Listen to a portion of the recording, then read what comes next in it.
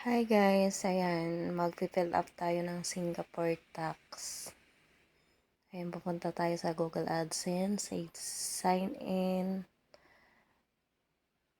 ang iyong email.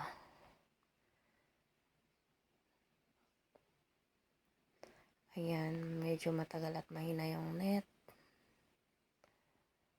Ayan, at pupunta tayo sa payment info.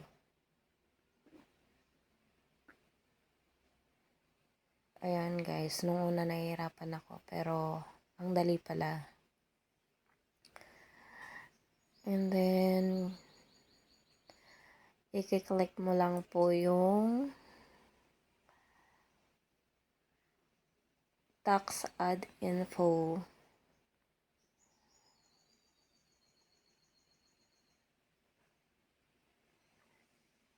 Tapos, ang tagal.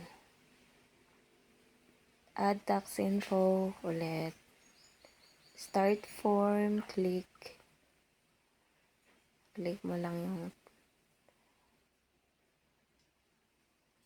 Tapos, ayan, sa-sign in ka na. Individual mo. And then, no lang yung answer. No. No. Puro no lang. Tapos, submit na. Ayan. Ang bilis niya. Naglo-loading lang yung ano ko dahil ang hina ng net. Ayan. Accepted na and then okay na siya. And guys, thank you for watching. God bless you all. Thank you, thank you, thank you.